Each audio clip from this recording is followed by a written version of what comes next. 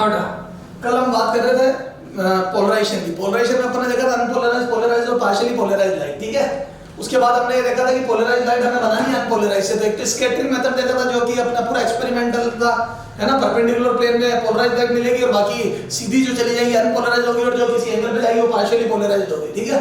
उसके बाद हमने Brewster law, very very important question आएगा, ठीक है। ब्रीवेस्टर लॉ में हमने देखा था अनपोलराइज लाइट को किसी म्यू मीडियम की स्लैब पे म्यू मीडियम पे गिराया जाए किसी पर्टिकुलर एंगल, विशेष एंगल, जिस पे कि reflected light and refracted light are perpendicular to each other, दोनों 90 डिग्री पे जाए तो आपको रिफ्लेक्टेड लाइट मिलेगी पोलराइज्ड।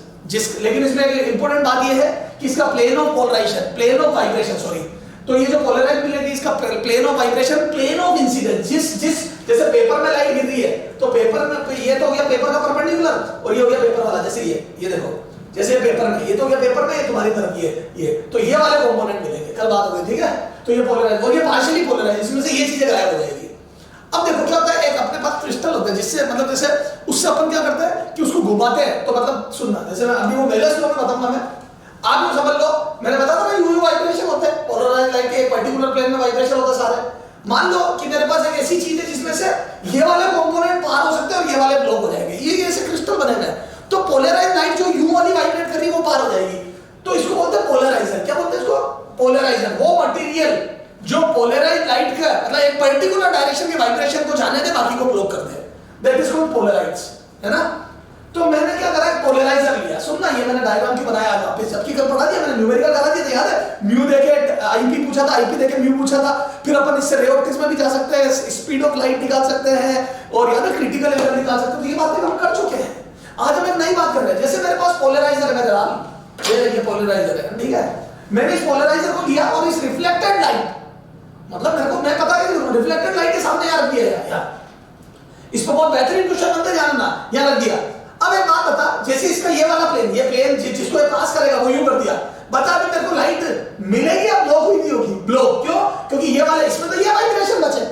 देख बहुत इंपॉर्टेंट बात है, प्लेन के परपेंडिकुलर मतलब प्लेन ऑफ इंसिडेंस के परपेंडिकुलर वाइब्रेशन होंगे। पोलराइज लाइट भी बहुत स्पेशल पोलराइज लाइट है। तो मैंने जब यूं रखा तो सारे कंपोनेंट लोग है, तो मुझे इंटेंसिटी 0 मिलेगी।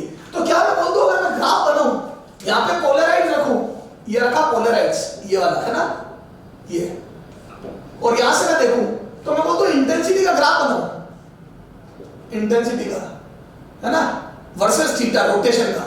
तो बोलता हूं जब थीटा 0 है, मतलब ये छोड़ो, तो इंटेंसिटी शुरू में 0 मिलेगी मेरे को।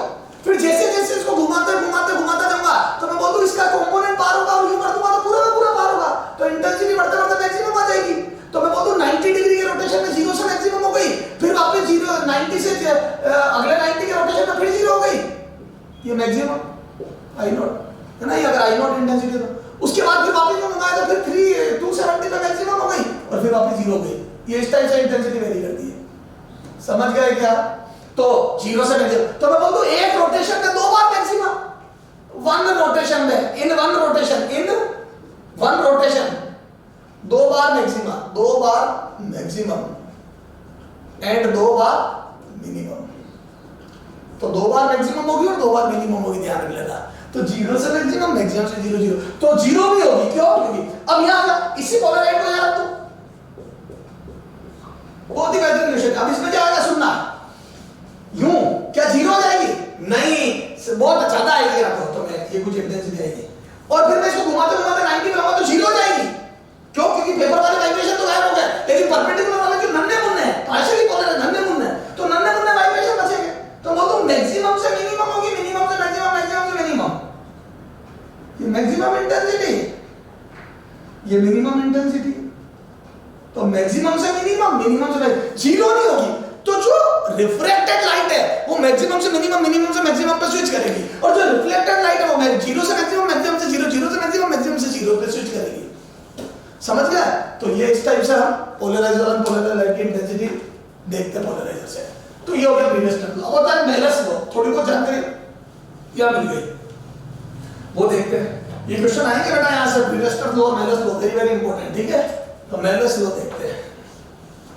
देखो मेलस लॉ में क्या होता है बेटा, वही एक अनपोलराइज लाइट होती है, उसको पहले पोलराइजर एनालाइजर दोनों ऐसे क्रिस्टल होते हैं, मतलब स्पेशल क्रिस्टल होते हैं, जो अनपोलराइज्ड को पोलराइज्ड बना देते थे कैसे, इसको मैं थोड़ा सा एक दूसरे एग्जांपल से समझाऊंगा, क्योंकि अब क्रिस्टल अपन अंदर से तो देखे नहीं। जैसे ये पोलराइजर, ये एनालाइजर, ठीक है।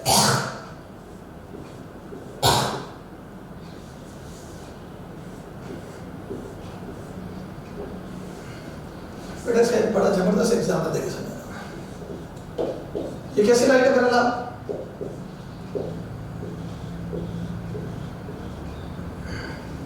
ये है अनपोलराइज्ड लाइट। कैसी है बेटा, अनपोलराइज्ड लाइट, ठीक है। इसकी इंटेंसिटी मैं I1 ले रहा हूं, क्या ले रहा हूं, या I0 ले रहा हूं। बहुत इंपॉर्टेंट बात है इसमें ध्यान रखना, एक अनपोलराइज्ड लाइट गिरेगी ना I0 इंटेंसिटी की पोलराइजर पे, this is polariser and this is analyser. तो पोलराइजर पे मैंने I0 इंटेंसिटी की लाइट गिराई, ठीक है, ये पोलराइजर पे, और वो लाइट ऐसे पार होगी। अब सुना, अब पोलराइजर एनालाइजर ये क्या क्रिस्टल होता है, मैं इसको दूसरे तरीके से बताता हूं। आपने गवर्नमेंट स्कूल की चेयर देखी, देखो गवर्नमेंट स्कूल में वो लकड़ी की चेयर पड़ी होती, वो है ना, उससे थोड़ा समझ में आ जाएगा। देखो ये ऐसी दिखती ना, वो याद है ना भाई ऐसी, हाँ। तो इसमें ये खाली जगह होती है, तो ये वर्टिकल में ग्रेस होता है, तो ये यू वाली वेव पार हो जाएगी और यू वाली ब्लॉक हो जाएगी। तो हॉरिजॉन्टल वाइब्रेट करने वाली ब्लॉक हो जाएगी, वर्टिकल वाली पार हो जाएगी। यू समझ लो ये पोलराइजर है। अब तो ये समझ लो इसका फिजिकल सिग्निफिकेंस है ना, तो ये पोलराइजर है। तो क्या मैं बोल दूं इसमें से ये कंपोनेंट तो बाहर हो जाएंगे और इधर वाले ब्लॉक हो जाएंगे। तो ये देखो, जब पोलराइजर से लाइट पार होगी तो ये वाले कंपोनेंट हो गए पार, मतलब ये वाले पेपर वाले वाइब्रेशन तो पार हो गए, परपेंडिकुलर वाले ब्लॉक हो गए, ठीक है। अब इन दोनों के बीच में एंगल को बोलते हैं phi, angle between polariser and analyser, that is called phi, ठीक है। तो अब एंगल बिटवीन, अगर मैं इन दोनों को पैरेलल रखूं, एक और कुर्सी ऐसी लगा दूं, इस कुर्सी से वाइब्रेट कर दूसरी भी ऐसी रख दूं, तो बोल दो जो इससे लाइट पार हुई वो उससे भी पार हो जाएगी। तो बोल दो यहां पे देखने वाले आदमी को पूरे के पूरे कंपोनेंट मिल जाएंगे। तो बोल दो जब फाई बराबर 0 होगा तो इंटेंसिटी मैक्सिमम आ जाएगी, अरे आई बराबर मैक्सिमम। और जब फाई बराबर 90 कर दूं, इसको बिल्कुल क्रॉस, इसको बोलते हैं क्रॉस ओरिएंटेशन। देखो ये यू है चेयर, और इस चेयर को मैं यू की बजाय यू रख दूं, तो बोल दो जो उससे बाहर हुआ वो ब्लॉक होगा। तो बोल दो मेरी आंख में 0 इंटेंसिटी आएगी। ये देख आई बराबर 0 है ना, ये 90 पे 0, पता 0 पर मैक्सिमम और 90 पे 0 कौन होता है, कोस का नेचर है। तो मेलस ने एक्सपेरिमेंट करे और उसने एक्सपेरिमेंट करके ये बताया कि अगर मैं पोलराइजर से पार होने वाली लाइट को एनालाइजर लगा के देखूं, एनालिसिस करूं एनालाइजर से, और इस पोलराइजर और एनालाइजर के बीच में एंगल फाई हो, तो मेरे को इस लाइट का एक कंपोनेंट मिलेगा यहां मेरे को, और ये हो जाएगी लाइट जैसे I1। एनसीईआरटी में इसको I0 लिखा, आई मतलब आई जो रूल दिया वो आई, अच्छा बाद में बात करूंगा।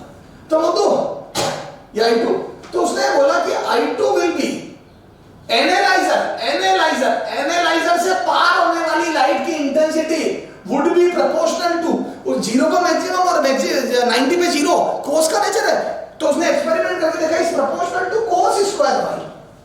तो जो मेलस ने बोला वो ये बोला कि एनालाइजर से पार होने वाली, एनालाइजर से ट्रांसमिट होने वाली लाइट की इंटेंसिटी पोलराइजर और cosine of polariser, angle between polariser and analyser के स्क्वायर के प्रोपोर्शनल होती है ना, is proportional to square of cosine of angle between polariser and analyser. ये एक्सपेरिमेंट से पता पड़ा, और इसका प्रोपोर्शनलिटी कांस्टेंट लगा देंगे 0 पर मैक्सिमम और 90 पर 0 आ जाएगी, इज इक्वल टू, हमने प्रोपोर्शनलिटी कांस्टेंट लगाया तो ये आया I2 is equal to I1 cos square Y.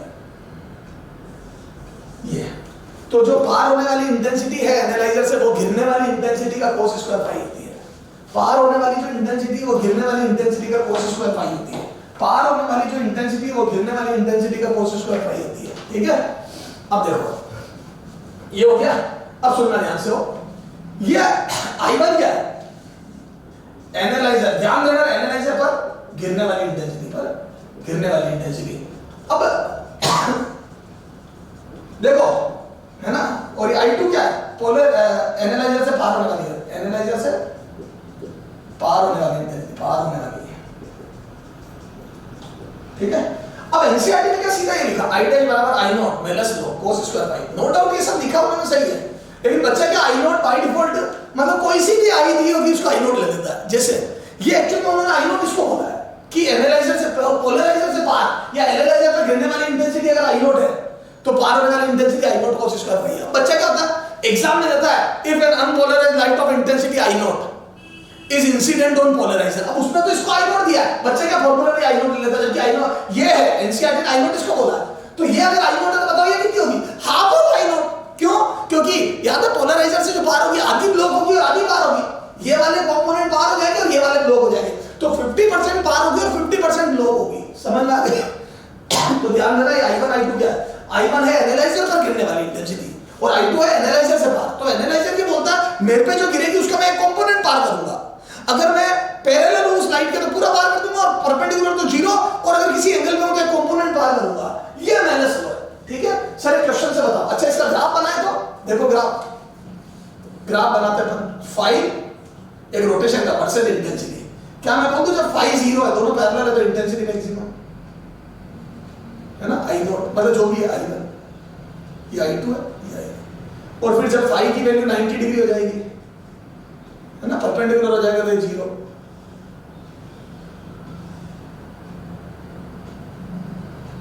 ठीक है ये 180 पे 270 पे 360 पे,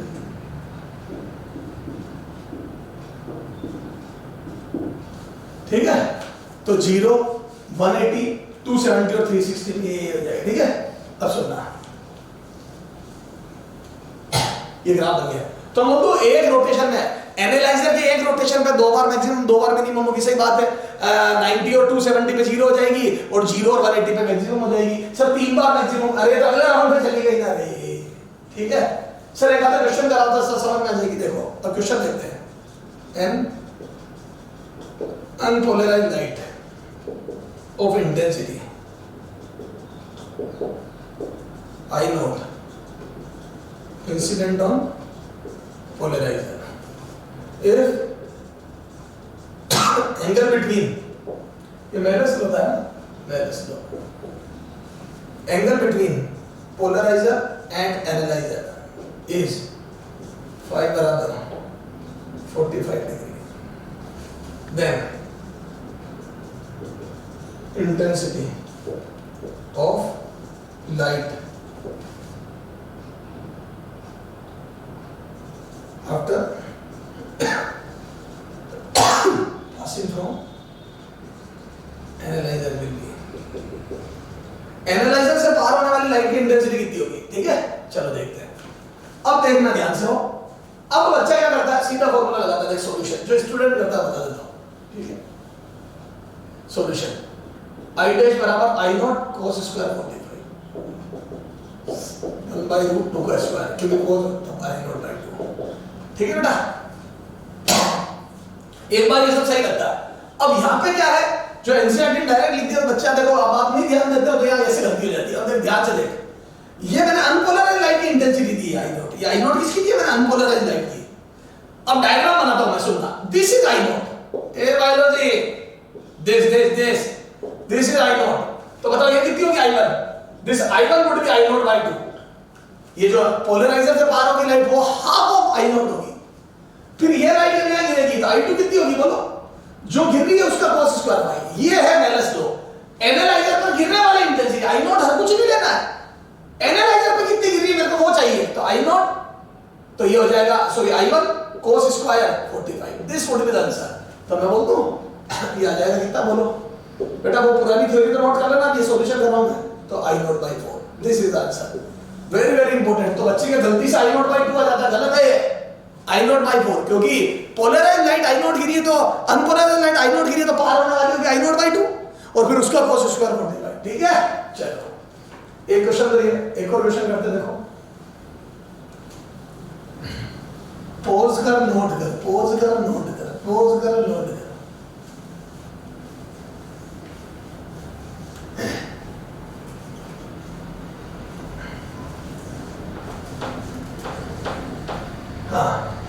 अगला एग्जाम्पल वो बोलता है if an unpolarised light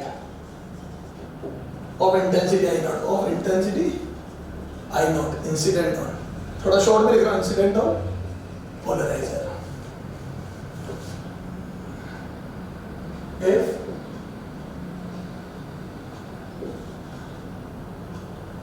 analyser is closed to polariser. क्या मतलब है इस बात का? मतलब परपेंडिकुलर रखा है, जो एनालाइजर है वो is closed to polariser and one more analyser या वन मोर पोलराइजर। एक ही बात है, तो सब एक ही चीज होती है पोलराइजर, बस नाम अलग अलग इसलिए क्योंकि एक साथ एनालिसिस कर रहा है उसको एनालाइजर बोल रहे हैं। One more polariser is placed in between then at an angle 30 degree with first polarizer. Then intensity of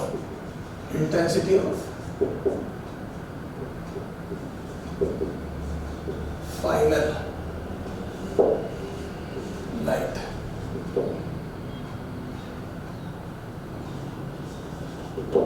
will be, ठीक है, जो फाइनली लाइट निकलेगी उसकी इंटेंसिटी कितनी होगी। अब बहुत ध्यान से करना बेटा। अब बच्चा क्या ये सोच लेता है कि पहला और लास्ट वाला क्रॉस है, सुनना ध्यान से, बच्चा ये सोच लेता है फर्स्ट एंड लास्ट क्रॉस है, तो जो फर्स्ट से पार होगी सर अल्टीमेटली तो ब्लॉक होगी ना, चाहे बीच में नहीं।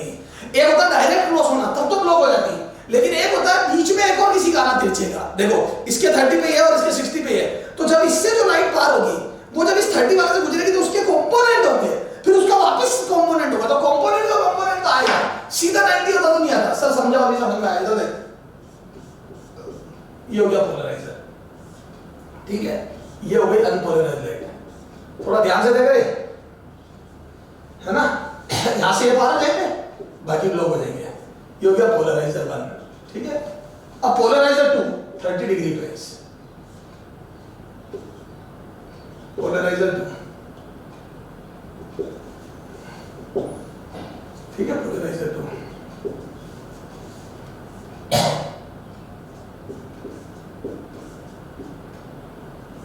ठीक है, और फिर ये लास्ट क्लोज्ड है,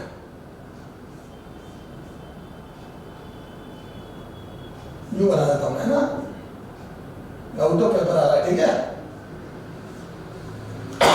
देखो ये लाइट है, ये पार हो पोलराइजर, तो हम तो करिए आई नोट है कितनी हो गई बेटा, आई नोट बाई 2, फिर ये पार हुई, ये इन दोनों के बीच में एंगल 30 है क्या, तो कितनी हो जाएगी बेटा, I naught by 2 cos square 30 degree. बेटा इसका कंपोनेंट होगा ना, माइनस तो लगा, तो जो गिरती है एनालाइजर में उसका cos स्क्वायर 30 बार होती है, फिर यहां से बार होगी। अब ये और ये आपस में क्रॉस है, देख इसका एक और डायग्राम बनाता हूं मैं, यहां से देखूं तो पहला ये ना, ये P1, फिर ये लास्ट वाला एनालाइजर, जिसको एनालाइजर बोल रहा हूं मैं, वो 90 क्रॉस है, और याद है सेकंड पोलराइजर जो इनके बीच में रखा वो पहले वाले से 30 पे, ये P2, ये 30, तो ये 60 हो गया।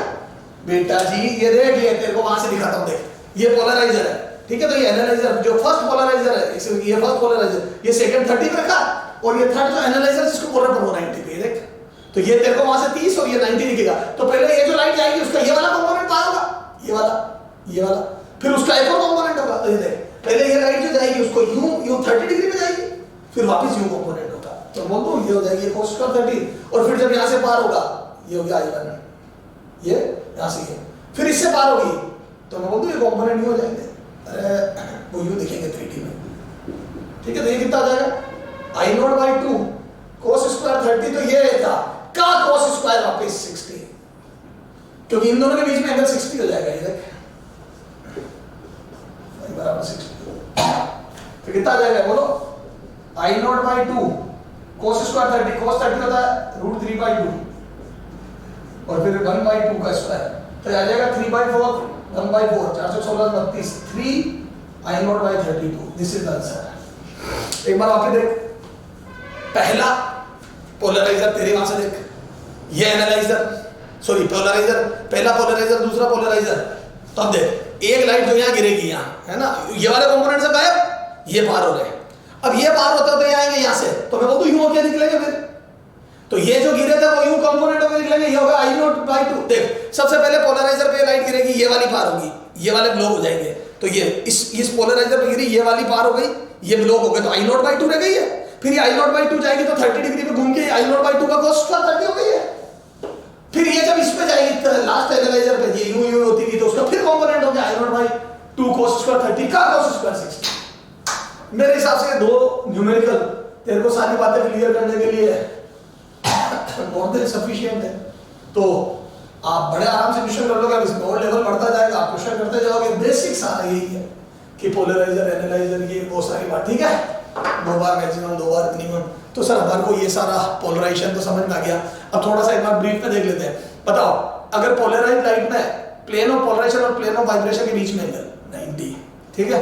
प्लेन ऑफ वाइब्रेशन वो प्लेन जिसमें पोलराइज्ड लाइट का इलेक्ट्रिक फील्ड वाइब्रेट करता है। Plane of polarisation perpendicular of plane of vibration, ठीक है।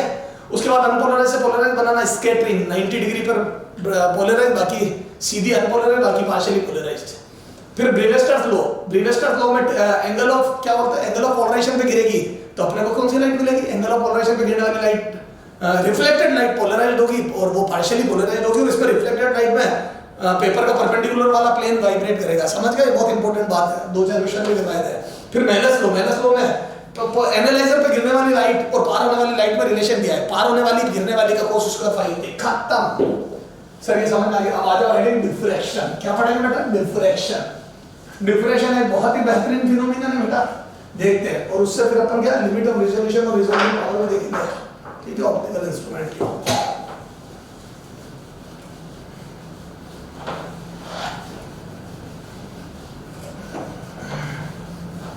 है ना। तो अपन देखते हैं डिफ्रैक्शन।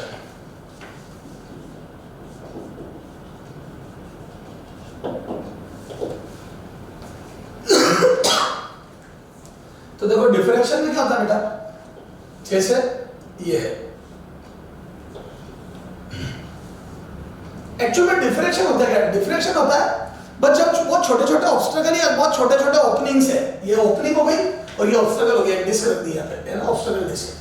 चलो इनसे लाइट मतलब बहुत छोटे छोटे, मतलब लैम्डा के कंपेरेबल होना चाहिए। जैसे लाइट की वेवलेंथ लैम्डा नहीं, लैम्डा के कंपेरेबल होना चाहिए। तो ये जो विड्थ है इसकी स्लिट विड्थ बोलते हैं, इसको क्या बोलते हैं, स्लिट विड्थ। ए से लिखा this A should be comparable, है ना। ए की वैल्यू लैम्डा 2 लैम्डा/2 ऐसी होनी चाहिए, तो डिफ्रैक्शन आपको देखने को मिलेगा। अब लाइट का लैम्डा तो बहुत छोटा होता है, इंस्ट्रूमेंट में याद है माइक्रोमीटर में 0.5 0.6 माइक्रोमीटर। तो माइक्रोमीटर में तो आप सोच लो कितने छोटे छोटे होल चाहिए अगर आपको डिफ्रैक्शन देखना है। तो माइक्रोमीटर के होल बनाना तो मेरे लिए बहुत मुश्किल है, इसीलिए अपने को लाइट का डिफ्रैक्शन बहुत रेयर देखने को मिलता है।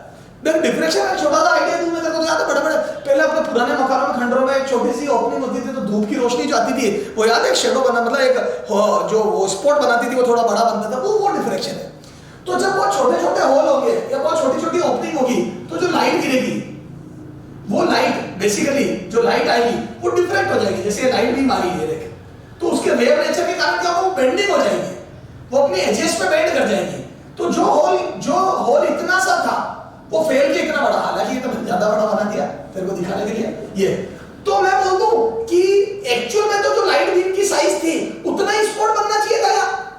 ए बायोलॉजी, अगर ये ए साइज का स्पॉट वो था होल तो ए साइज का स्पॉट बनना चाहिए था। लेकिन जहां पर अंधेरा होना चाहिए था, जब मैं अंधेरे की उम्मीद कर रहा था वहां पे भी थोड़ी लाइट पहुंच जाएगी बेंडिंग होके, तो क्या मैं बोल दूं शेडो के बाहर भी लाइट निकल जाएगी और ज्योमेट्रिकल रीजन में एंटर कर जाएगी। तो किसी ओपनिंग पर जब लाइट गिरती है तो वो लाइट डिफ्रैक्ट होके जो ज्योमेट्रिकल शेडो वाले रीजन में भी एंटर कर जाती है, तो जो स्पॉट जिस साइज का बनना था उससे बड़ा बनता है बेसिकली। लेकिन ये तब देखने को मिलेगा, तब ऑब्जर्व होगा चलो ओपनिंग की size is comparable to lambda, ठीक है। तो डिफ्रैक्शन होने के लिए लैम्डा ए के कंपेरेबल होना चाहिए, कंपेरेबल होना चाहिए, अदरवाइज आप डिफ्रैक्शन नहीं देख पाओगे। Lambda should be comparable to a, ठीक है, पहली बात। अच्छा साउंड का देखो, बाहर आवाज होगी तो भी हमारे तक बेंड होके आ जाएगी। साउंड का डिफ्रैक्शन नेचर में देखने को मिलता है क्योंकि उसकी वेवलेंथ बहुत बड़ी है, तो बड़े बड़े ओपनिंग से भी डिफ्रैक्शन हो जाती है। तो साउंड का तो मैं बोल दूं lambda sound is greater then lambda light, hence diffraction of sound is nightly observed in nature, nature में अपने को किसका डिफ्रैक्शन देखने को मिलता है, साउंड का। क्यों? क्योंकि उसका लैम्डा बड़े बड़े ओपनिंग्स है, लेकिन लाइट का बहुत रेयर है, आप देखोगे, ठीक है, ठीक है ना। तो ये अब डिफ्रेक्शन होता बेंडिंग। अब अपन इसमें क्या करेंगे, ज्यादा डिटेल में बात नहीं करके और अपन को जो काम की बातें में करेंगे। अब दो टाइप के डिफ्रेक्शन पढ़ने को, फ्रेस्नेल डिफ्रेक्शन और फ्रोनहोफर डिफ्रेक्शन, है ना, फ्रेस्नेल एंड फ्रोनहोफर डिफ्रेक्शन। अब फ्रेस्नेल और फ्रोनहोफर में क्या अंतर है, एक डिफ्रेक्शन जैसे फ्रोनहोफर में, फ्रेस्नेल डिफ्रेक्शन में तो लिमिटेड दूरी पर सोर्स और वो होता है, जैसे ये ओपनिंग है, ये स्लिट है ना, ये साइज है, तो लिमिटेड दूरी पे सोर्स होगा, तो इसके स्फेरिकल वेवफ्रंट या लीनियर वेवफ्रंट है, सिलेंड्रिकल वेवफ्रंट निकलेंगे, और लिमिटेड दूरी पर स्क्रीन होगी, तो लिमिटेड दूरी पर सोर्स और लिमिटेड दूरी पर स्क्रीन होगा।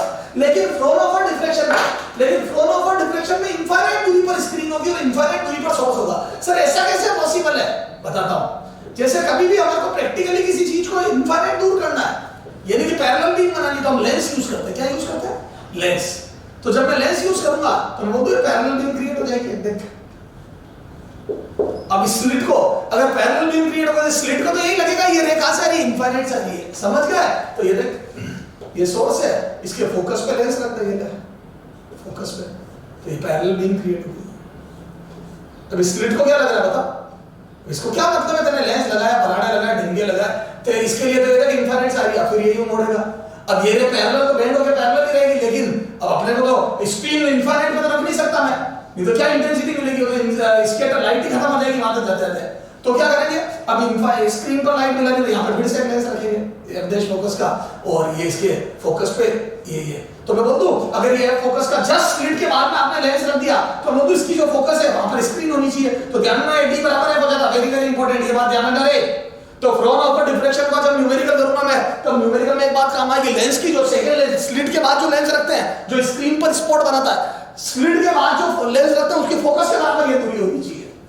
This distance should be equal to focus of this lens, या इसके फोकस में ये इस फोकस के बराबर होनी चाहिए, तभी तो ये पैरेलल रे स्क्रीन पर फोकस हो पाएगी। ये ध्यान रखना एक बात। दूसरी बात, इसका कई बार बोलते हैं इसका डायमीटर, वो बोलता है we just cover the slit, क्या बोलेगा वो, we just cover the slit with this lens। तो अपन ने अगर just cover करी है, तो मैं बोल दूं इसका डायमीटर या इसका एपर्चर भी बोलते हैं इसको क्रॉस सेक्शनल डायमीटर, इसको एपर्चर, तो वो इसका diameter would be equal to slit size, a is equal to लगभग d।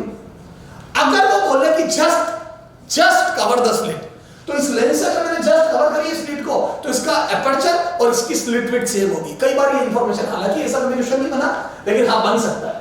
तो हमारे काम की बात, फ्रोनहोफर डिफ्रेक्शन में दोनों चीजें इनफाइनाइट पे होती है, उसके लिए दोनों चीजों को इनफाइनाइट पे, स्क्रीन को इनफाइनाइट पे उसको बनाने के लिए हम दो कॉन्वेक्स लेंस यूज करते हैं। तो फ्रोनहोफर डिफ्रेक्शन में दो कॉन्वेक्स लेंस यूज होते हैं, ठीक है, और फ्रेस्नेल डिफ्रेक्शन में लिमिटेड दूरी पर ये होता है, ठीक है।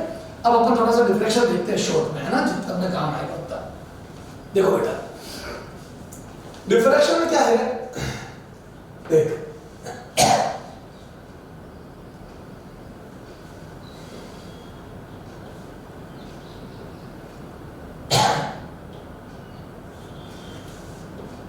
जैसे ये ओपनिंग है, अच्छा हाँ, उसमें ऑब्स्टेकल में भी लाइट बेंड होगी। देख क्या होता है, जैसे डिस्क ली मैंने, है ना, ये लाइट गिर रही मान लो, ये है ना, ये डिस्क। अब देख मेरे को तो ये उम्मीद थी कि मेरे को यहाँ अंधेरा मिलेगा, क्या उम्मीद थी, अंधेरा, लेकिन ये लाइट बेंड होके एंटर कर जाएगी ज्योमेट्रिकल शेडो में, तो मेरे को जहां अंधेरा मिलना चाहिए वहां बीच में तो बहुत ज्यादा अंधेरा मिलेगा, लेकिन थोड़ा सा जहां बाहर वाले आउटर पोर्शन में थोड़ी सी लाइट एंटर कर जाएगी ड्यू टू डिफ्रेक्शन, है ना। तो बेंडिंग होगी, यहाँ पे लाइट एंटर कर देगी, ये उधर भी मुड़ेगी पर इधर, तो जहां अंधेरा था वहीं तो नजर आएगा, उजाले में और उजाला थोड़ी नजर आएगा, अंधेरे में थोड़ा उजाला, तो वो तो इसकी एजेस पे इसकी जो शेडो की डार्कनेस है वो थोड़ी कम हो जाएगी, तो लाइट की बेंडिंग होती है। अब देख मान लो यहाँ पे लाइट गिरी, ठीक है ना, ये इसकी स्लिट विड्थ है a, ठीक है ना। चलो बेटा 2 मिनट अपन बात करते हैं एक बार, है ना, थोड़ा सा मैं आता हूँ ब्रेक लेके, ठीक है। मार्च डिफ्रेक्शन की बात कर रहे थे बेटा, है ना। तो जैसे स्लिट है, ये ओपनिंग है, a इसकी विड्थ है ना, मान लो मैंने लाइट गिराई, ठीक है। अब लाइट गिराएंगे तो देखो मेरी बात सुन, तेरे को मेरे लाल फूल यहाँ पे मिलनी चाहिए इंटेंसिटी, यहाँ मिलना चाहिए था स्पॉट। ये डायग्राम बड़ा बनाया, बाकी कंपेरेबल है, ठीक है।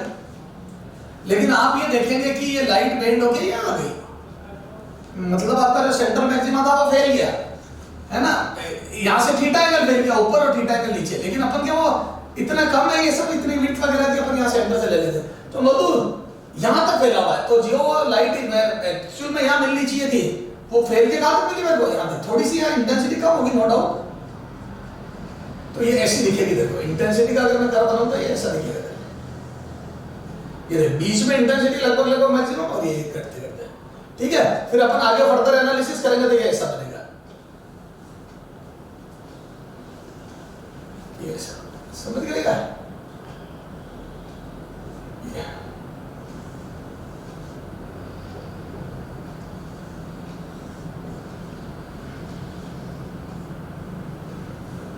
ठीक है ना? ये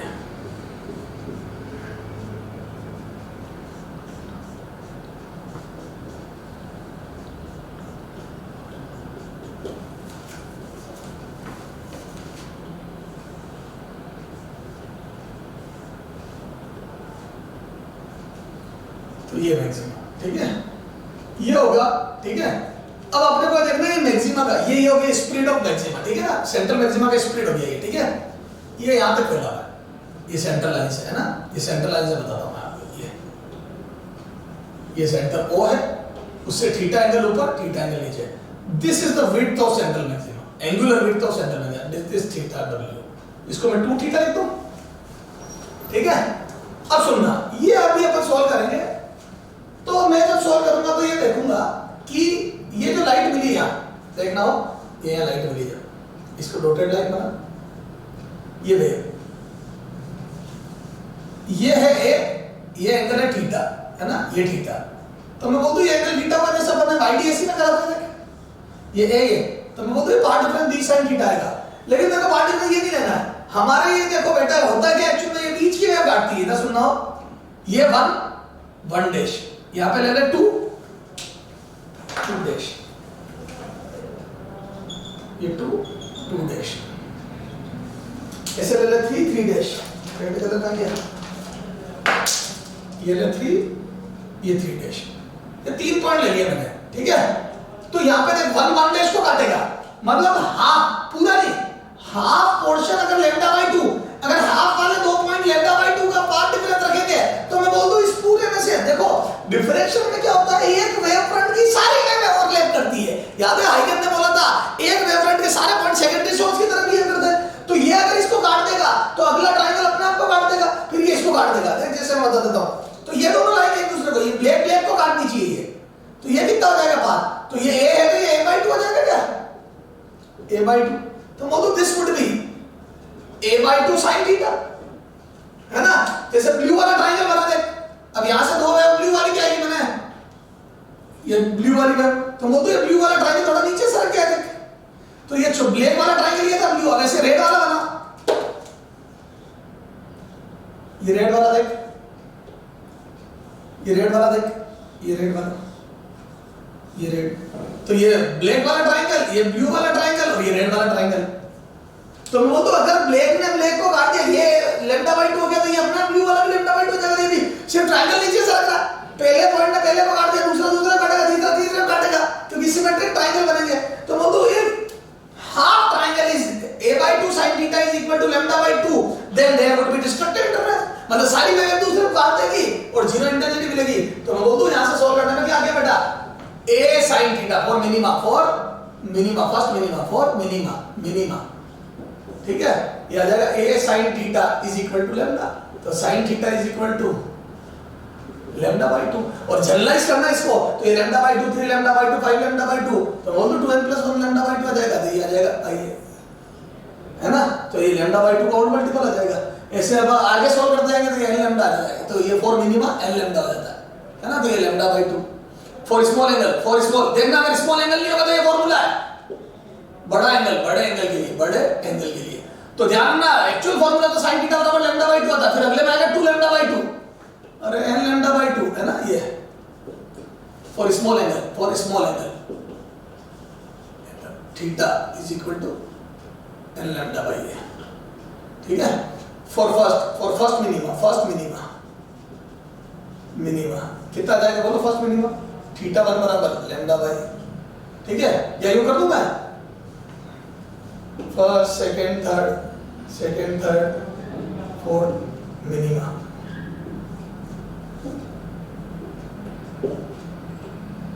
सेकेंड, थर्ड, फोर्थ मिनिमम। बोलो theta is equal to lambda by a, 2 lambda by a, 3 lambda by a, 4 lambda by a. तो वो तो ये आ गया lambda by a, 2 lambda by a, 3 lambda by a, ठीक है। तो ये रखता जाऊंगा, तो यहाँ से वो तो दिस वुड बी, ये देख लैम्डा बाई ए, ये एंगल है ना, एंगुलर पोजीशन है, दीस आर एंगुलर पोजीशन है ना। तो मैं डायग्राम को थोड़ा साफ करके बता दूं क्या वापस? ये मैंने तेरे को समझा दिया, पॉज करके नोट कर लेना।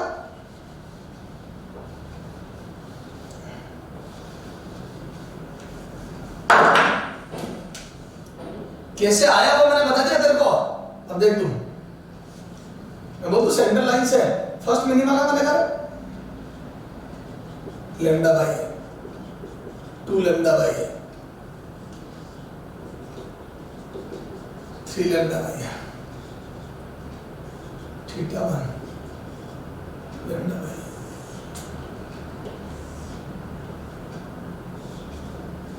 Theta 2 lambda by A,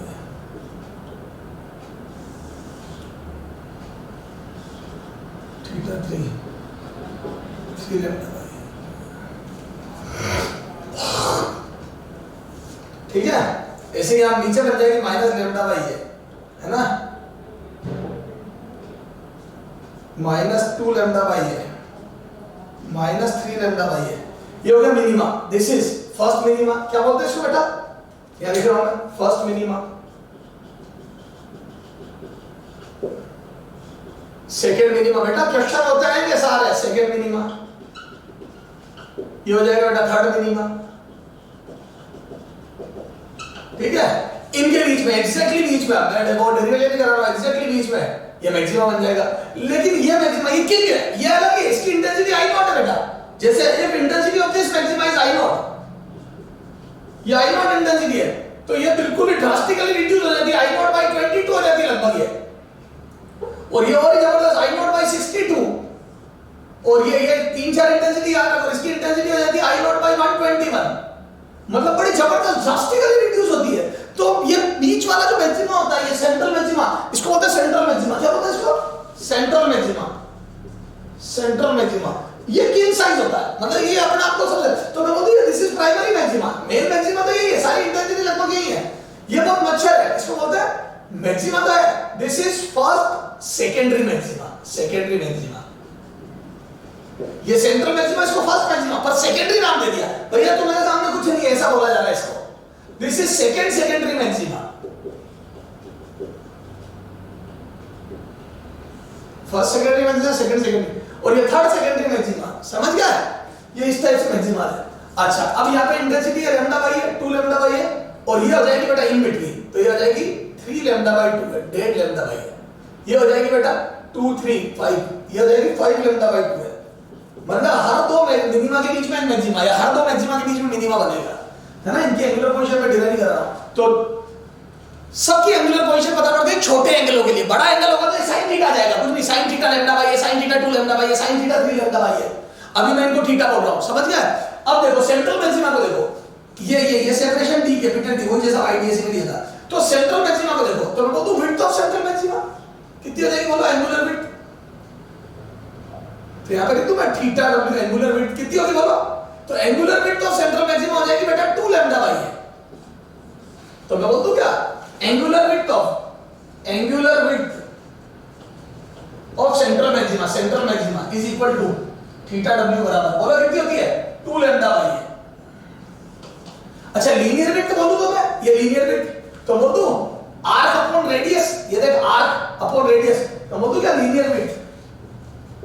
linear width of central maxima, तो बोल दूं ये हो जाएगा w बराबर 2 lambda by a into d। A arc ये देखे ना d थीटा, ये d रेडियस का सर्कल हो गया d थीटा। ये छोटे एंगल है यार, ऐसा दिखेगा देखो, ये ऐसा दिखेगा। तो मैं बोल दूं ये थीटा विड्थ हो गई, तो ये d है, ये दूरी d है ना, ये d है, तो d थीटा, अरे r थीटा d थीटा, ये तो 2 लैम्डा d बाई ये बन गया फॉर्मूला ये। तो लीनियर विड्थ और एंगुलर विड्थ दोनों पता पड़ी सेंट्रल मैक्सिमा की, याद होना चाहिए। A angular position first maxima lambda by है, सेकंड मैक्सिमा 2 लैम्डा बाई है, थर्ड सॉरी फर्स्ट मिनिमा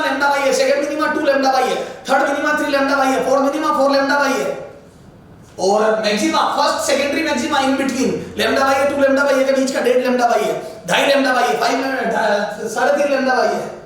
समझ गया? एंगुलर विड्थ कितनी हो जाएगी सेंट्रल मैक्सिमा की एंगुलर विड्थ? तो लैम्डा बाई है ऊपर, लैम्डा बाई है नीचे, तो एंगुलर विड्थ हो जाएगी 2 लैम्डा बाई है। समझ गए? ये हो गया एंगुलर विड्थ, ये हो गया लीनियर विड्थ। समझ गया? तो लीनियर विड्थ जिंदगी में कभी निकालने तो एंगुलर विड्थ इनटू डी कर दो। आर्क को निकालना तो रेडियस इनटू थीटा, थीटा पता रेडियस दी है, यही है, ये सेपरेशन की रेडियस है। समझ गए? अब देखो एंगुलर सेपरेशन, ये देखो angular separation, angular separation between first and second minima, मतलब एंगुलर विड्थ, यू लिखो एंगुलर विड्थ, छोड़ एंगुलर, ये तो इसकी हो गई। अब ये देखो ये विड्थ निकालने को फर्स्ट मैक्सिमा, ये फर्स्ट और सेकंड मिनिमा के बीच का ये फर्स्ट मैक्सिमा की width, width of first maxima, width of other maxima कर दो, other maxima, other maxima, angular width कर दो, angular width, angular width of other maxima. तो बोल दूं क्या? थीटा w बराबर theta 2 minus theta 1, A angular position of second minima minus तो 2 लैम्डा बाई a माइनस यूं सीधे लिख दो 2 lambda a by minus lambda by a, तो ये आ जाएगा लैम्डा बाई a। ठीक है? ये फर्स्ट मैक्सिमा, फर्स्ट मैक्सिमा, ठीक है? ऐसे ही सारे क्या आ जाएगी? First maxima, second maxima, first maxima, theta first maxima बराबर थीटा सेकंड मैक्सिमा, ऐसे सब क्या आ जाएगी? nth maxima. तो बोल दो बाकी सारे मैक्सिमा की आ जाएगी 2 lambda by a minus lambda by a, lambda by a। तो मैं यहां से बोल दूं, अच्छा लीनियर विड्थ, लीनियर विड्थ बोलो, तो लीनियर विड्थ आ जाएगी W1 बराबर W2 बराबर W3, सारे मैक्सिमा की कितनी आ जाएगी? 2 sorry lambda by a into d। क्या मैं बोल दूं? Linear and angular width, angular width of central maxima, of central maxima, moral of the story बता रहा हूं बेटा, maxima is double than other maximas, other maxima. Central maxima की चाहे लीनियर विड्थ तो चाहे एंगुलर विड्थ तो अदर मैक्सिमा से डबल होती है, चाहे लीनियर की बात कर ले चाहे एंगुलर की बात कर ले, मतलब सेंट्रल मैक्सिमा सबसे तगड़ा, विड्थ में भी डबल है, लीनियर में भी एंगुलर में भी, और एंगुलर पोजीशन सारे मैक्सिमा की पता पड़ गई, सारे मिनिमा की पता पड़ गई। अब सर आप क्वेश्चन दो, अभी क्वेश्चन करते हैं। अच्छा एक बात बता रहे, अगर मैं अब यहां पे विजिबल लाइट ले रहा हूं, पता मैं रेड लाइट लूं या ब्लू लाइट, किससे मेरे को डिफ्रेक्शन पैटर्न तगड़ा ऑब्जर्व होगा, मतलब डिफ्रेक्शन ज्यादा होगा, मतलब फैलेगी ज्यादा वेव।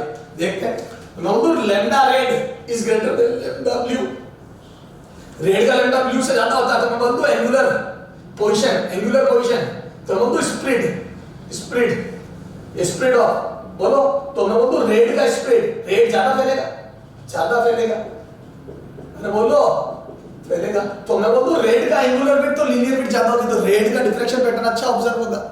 समझ गया? तो रेड कलर ज्यादा दूर तक फैलेगा, ये देख, समझ गए? ऐसे ब्लू है तो रेड दूर तक फैलेगा।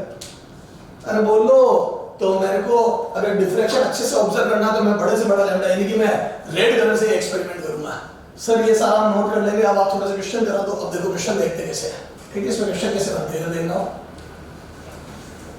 देखो वो आपको बोलेगा बेटा, ठीक है? मैं तेरे को क्वेश्चन देता हूं, है ना? मैं तेरे को फटाफट न्यूमेरिकल डेटा लेके क्वेश्चन देता हूं, और फिर अपन थ्योरी देखेंगे।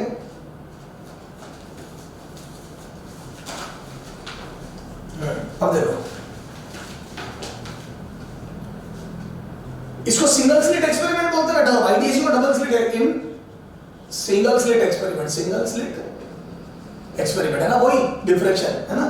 If a equal to 1 mm, lambda equal to 5000 angstrom and capital D बराबर 2 मीटर, then find out। देखो एक क्वेश्चन तो ये इस टाइप का बनेगा, है ना? अभी फाइंड आउट मैं सब पूछ रहा हूँ, ठीक है ना?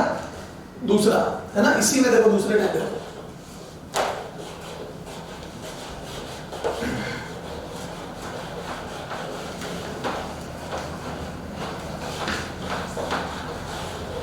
पोज कर नोट कर बेटा, पोज कर नोट कर, है ना? और देख एक ऐसा बनता है example 2, in single slit experiment, if a equal to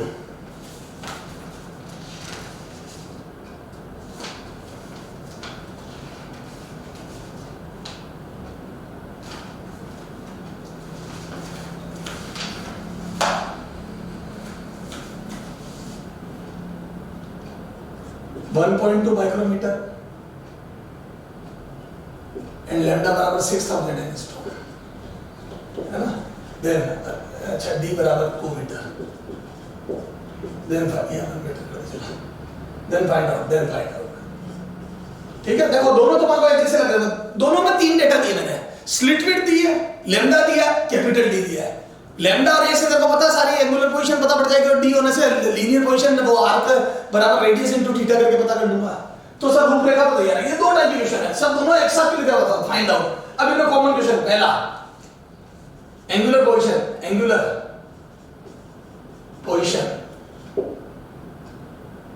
position of first and second minima, ठीक है। सेकंड एंगुलर विड्थ, अच्छा लीनियर पोजीशन या distance of first minima from centre of screen, ठीक है। Third angular and linear width और central maxima. सारी बातें एक साथ पूछो बेटा, 2 टाइप के सेंट्रल मैक्सिमा, ठीक है। फोर्थ, ठीक है ना, या चलो distance of first maxima from centre of screen. ये तेरा सामने मैंने 4 क्वेश्चन किया बेटा, सब दोनों में अंतर क्या। पहले मैं ये वाला करना बेटा, सबसे पहले देखो इनमें अंतर क्या है, तो अपन देखो सॉल्यूशन फर्स्ट कर रहे हैं, है ना। पहले का चारों पार्ट, पहले के लिए 4 बार करूंगा, फिर दूसरे के लिए। आप ये ध्यान दो लैम्डा और ए पे, सारा गेम है लैम्डा और ए पे। याद जब मैंने डेरिवेशन करा था तो जो मिनिमास की एंगुलर पोजीशन थी वो आई एक्चुअल में sin थीटा बराबर l लैम्डा बाई ए थी, याद है लैम्डा बाई ए। अब यहां से लैम्डा और ए का रेशियो लेके मुझे ये देखना पड़ेगा कि एंगल बड़ा रहा है या छोटा, क्योंकि मैं यहां के बाद थीटा ले पाऊंगा या नहीं ले पाऊंगा, sin थीटा को थीटा लिख पाऊंगा या नहीं लिख पाऊंगा, सारा गेम उस पे। याद है IDSC में भी ऐसा हुआ था। तो एंगल छोटा होना चाहिए, एंगल शुड बी लेस, ठीक है। तब जाके मेरे वो सारे फॉर्मूले जो मैंने तेरे को बोर्ड पे लिखा है, डबल होती है, फलाना होती है, लीनियर विड्थ होती है, वो सब एप्लीकेबल होंगे। तो सबसे पहले क्वेश्चन में देखते हैं, तो लैम्डा कितना है बेटा 5000 एंगस्ट्रॉम, कितना है 5000, यानी कि 5 × 10⁻⁻7। ए कितना है बेटा 10⁻⁻3, तो यहां से कितना आ जाएगा 5 × 10⁻⁻4। अब आप देखो ये वेरी लेस, तो मैं बोलूं sin थीटा बहुत छोटा है, तो थीटा टेंड्स टू 0, तो यहां से मैं थीटा बराबर लिख दूं 5 × 10⁻⁻4 रेडियन, यानी कि 0.0005 रेडियन। ये हो जाएगा आपका, क्या आ जाएगा बेटा स्मॉल एंगल। ये यहां पे मेरा मिनिमा बनेगा, समझ गए। तो यहां पे एंगल बहुत छोटा है, सारी बातें चल जाएगी। तो मैंने जो पढ़ाई करी वो सब लग जाएगी। तो हम लोग angular position of first minima गई है, सेकंड मिनिमा बोलो, तो ये हो गया फर्स्ट के लिए n बराबर ये n1 फॉर फर्स्ट n बराबर 1, अब फॉर सेकंड n बराबर 2, और इसको सॉल्व करूंगा तो थीटा बराबर कितना आ जाएगा बोलो, ये फर्स्ट मिनिमा, ये सेकंड मिनिमा, बोलो कितना आ जाएगा, तो 0.001 रेडियन, ठीक है, ये आ जाएगा। अरे पहला जहां था डबल ट्रिपल चौपल ये करते जाओ। अच्छा उसके बाद डिस्टेंस ऑफ फर्स्ट मिनिमा, तो ये हो गया पहला। सेकंड है क्या आ जाएगा, इसका सेकंड पार्ट, ये फर्स्ट पार्ट हो गया। Second distance of first minima, तो याद है y1 first is equal to कितना आ जाएगा लैम्डा बाई a × d। ए बेटा बोलो, तो ये आ जाएगा लैम्डा बाई a × d, बोलो कितना आ जाएगा, लैम्डा बाई आ गया था 0.0005 इनटू dd आ जाएगा कितना 2 मीटर, कितना आ जाएगा बोलो 0.001 मीटर, तो बोलो 1 mm। तो सेंटर से पहला मिनिमा 1 mm दूर बनेगा, सेकंड मिनिमा चाहिए तो 2 mm आ जाएगा। ये देखो ना, यहाँ पे 2 का मल्टीप्लाई करूंगा, अरे 2 lambda d by a 2 mm, तो ये देखो फर्स्ट मिनिमा का आ गया। हाँ अब angular and linear width of central maxima, बोलो सेंट्रल मैक्सिमा की एंगुलर विड्थ कितनी होती है? तो अभी अपन ने फॉर्मूला डिराइव किया था, बोलो कितनी होती है? तो मैं लिख रहा हूं, देखो थर्ड पार्ट देखा, थर्ड एंगुलर विड्थ 2 थीटा होती है क्या? बोलो कितना जगह ट्वाइस ऑफ लैम्डा बाई ए, और लैम्डा बाई ए भी सोल्व किया तो ये ट्वाइस ऑफ 0.0005 रेडियन, ये आ जाएगा 0.0001 रेडियन। ये आ गई angular width of central maxima. Linear width बोलो, लीनियर विड्थ बोलो कितनी होती है लीनियर विड्थ सेंट्रल मैक्सिमा की? तो ये आ जाएगी W बराबर, बोलो कितनी आ जाएगी linear width? 2 lambda by a into d। अरे बोलो कितना जगह, this is 2 lambda by a 0.0005 into d आ जाएगा 2 मीटर, तो ये आ जाएगा कितना 0.002 मीटर, और ये कितना आ जाएगा सोल्व कर लेते हैं, ये आ जाएगा दिस प्लस 2 mm। तो देखो जो फर्स्ट मिनिमा की लीनियर विड्थ होती है उसका डबल होती है, याद है लीनियर विड्थ फर्स्ट मिनिमा की जो एंगुलर पोजीशन होती है उसका डबल एंगुलर विड्थ होती है, और जो फर्स्ट मिनिमा की लीनियर डिस्टेंस होती है सेंटर से उसका डबल विड्थ होती है, क्योंकि आधा ऊपर आधा नीचे होता है, सेंट्रल मैक्सिमा सेंटर से आधा ऊपर आधा नीचे होता है।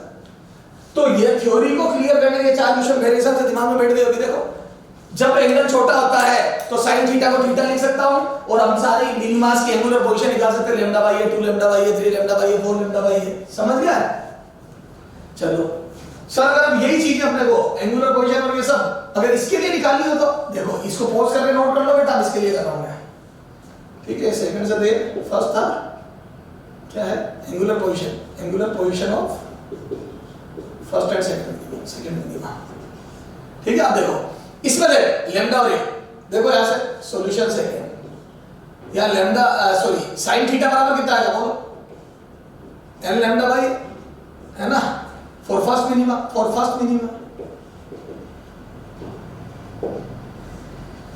बोलो, तो sin थीटा बराबर आ जाएगा लैम्डा बाई ए, n बराबर 1 रखा, बोलो कितना आ जाएगा लैम्डा 6 into 10 की पावर -7, और ये कितना जाएगा 1.2 into 10 की पावर -6, ये कितना क्या बोलो? तो ये मेरे द्वारा 1/2, और ये एंगल तो बड़ा जबरदस्त आ गया। अब इसमें sin थीटा को थीटा नहीं लिख सकते, यहाँ थीटा 30 डिग्री आ रहा है, लार्ज एंगल, बड़ा एंगल, क्या है बड़ा एंगल। अब जैसे ही बड़ा एंगल आया मेरे सारे फॉर्मूले पे, जो पढ़ाई मैंने तेरे को कराई सारी फेल हो गई, लेकिन बेसिक अभी जिंदा है मेरे दोस्त। sin थीटा बराबर लैम्डा, ये 30 डिग्री आ गया, अब 30 डिग्री देख यहां से कैसे क्वेश्चन होगा? अच्छा d1 मीटर लिख देना रे, यहां से ये कर देता हूं। अब देख, अब चल छोड़ सारी चीजें निकाल देता हूं, ये सारे क्वेश्चन हटा, है ना? अब ये आ गया, अब देखो ये आ गया एंगुलर पोजीशन फर्स्ट पार्ट, है ना?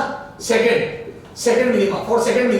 मिनिमा, अब बड़ा एंगल है तो सारा बेसिक से करना पड़ेगा। सेकंड मिनिमा तो बोल रहे n बराबर 2 रख दूं, तो यहां से आ जाएगा sin थीटा बराबर 2 लैम्डा बाई ए, तो यहां से आ जाएगा कितना रे, ये आ जाएगा 1, तो sin थीटा बराबर 1, तो थीटा बराबर 90 डिग्री आ गया। तो देखो सेकंड मिनिमा 90 डिग्री पे बनेगा, पहला मिनिमा 30 पर बना तो दूसरा सीधा 90 में चला गया। इस बार देख लो एंगुलर पोजीशन में लफड़ा है, एंगुलर विड्थ देख लो, सेंट्रल मैक्सिमा की डबल नहीं आ रही इस बार, सेंट्रल मैक्सिमा की एंगुलर विड्थ 60 डिग्री आएगी, यहां से एंगुलर विड्थ, ये तो पोजीशन ऑफ फर्स्ट मिनिमा। अरे रावण, ये देख ये डायग्राम बना रहा हूं, ये स्लिट है, ये लाइट गिरी, ये देखिए ये 30 डिग्री, तो ये है ये सेंट्रल मैक्सिमा की एंगुलर विड्थ, ये एंगुलर विड्थ देख कितनी आएगी,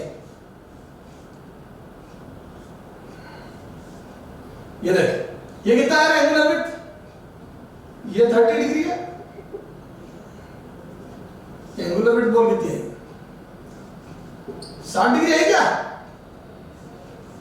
ये एंगुलर विड्थ 60 डिग्री। तो सेंट्रल क्या हो गया टाइम, हो गया ना आधा घंटा का,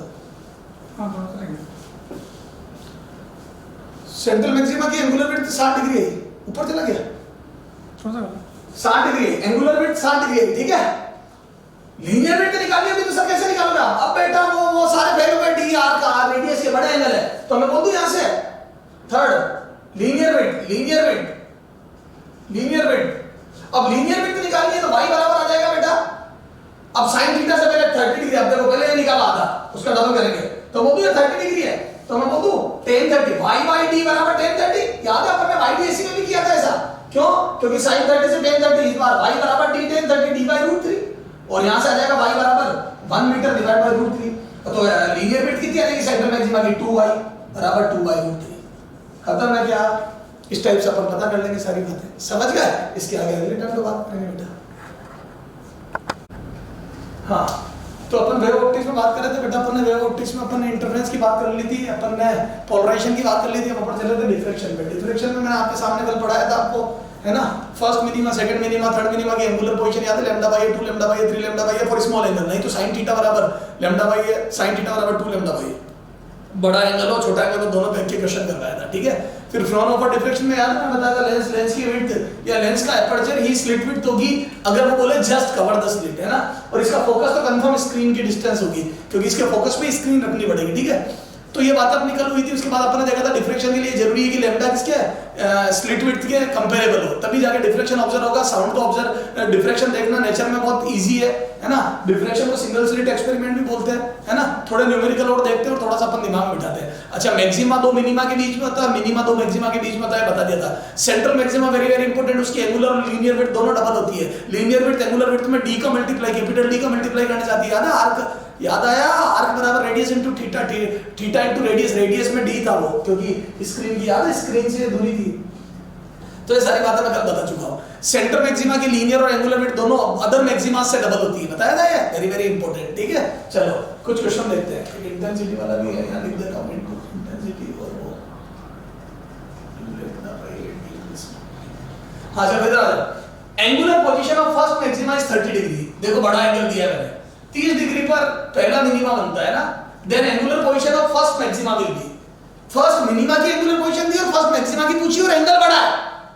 तो सर हम तो बहुत होशियार बच्चे हैं, हमारा तो एंगल बड़ा है छोटा सर, हमारा तो आप अभी जानते जाओ। ये देखो, ये देख सॉल्यूशन, ये सॉल्यूशन है बेटा।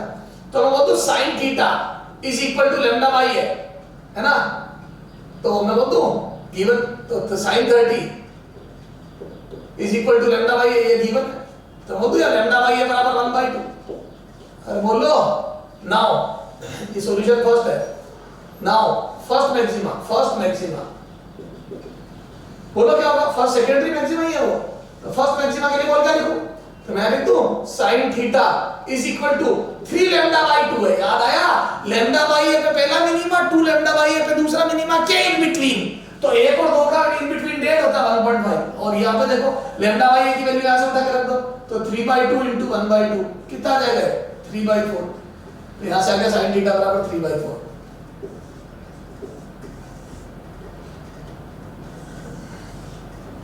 ठीक है। तो यहां से थीटा बराबर आ गया sin इनवर्स 3/4, ठीक है। sin इनवर्स 3/4, तो ये आ गया sin इनवर्स 3/4। क्लियर है क्या? ये नहीं समझ में आया? अब यहां से देखो तो इस सर्कल ले गए तो बड़े एंगल के लिए हमेशा sin थीटा चलेगा। कल अपन ने दोनों क्वेश्चन देखे थे, बड़े एंगल वाला भी और छोटे एंगल वाला भी, तो ये पोज करके नोट कर लो, ये मैटर है। तो फर्स्ट मिनिमा की पोजीशन देखे, फर्स्ट मैक्सिमा पूछ लिया, कोई दिक्कत नहीं है, ठीक है। देखिए इसे क्वेश्चन एक और ये देखिए फोर्थ पहले कर रहा हूं मैं, है ना, कोई फर्क नहीं पड़ रहा। ये एग्जांपल 4 देख, सॉल्यूशन 4 क्या लिखा, in single slit experiment first maxima with 4000 lambda overlap with first minima of wavelength lambda by lambda dash then lambda dash. तो first maxima, first secondary maxima की पोजीशन क्या होती है बेटा, थीटा, कुछ नहीं बोला, छोटा का ले ले, 3 लैम्डा बाई 2 है। अरे वो छोटा बड़ा कुछ भी लेना, 3 लैम्डा बाई 2 है, बड़ा कुछ भी ले, है ना। जहां पे 5 जा दिया है तो sin थीटा या फिर लैम्डा की वैल्यू बाद में रखूंगा, and first minima of lambda dash of lambda, बोलो कितना जाएगा, sin theta dash is equal to lambda dash by है, both are at same position, theta equal to theta dash given. अरे ओवरलैप करनी ना, तो यहां से मैं लिख दूं क्या, sin theta is equal to sin theta dash. तो यहां से आ जाएगा बेटा 3 लैम्डा बाई 2 है is equal to lambda dash by है, तो यहां से काटापीटी हुई तो मेरा आ गया lambda dash is equal to 3 lambda by 2। तो कितना आ जाएगा 3 into 4000/2, तो मेरा तो आ रहा है बेटा 6000 एंगस्ट्रॉम। बायोलॉजी मजा आया?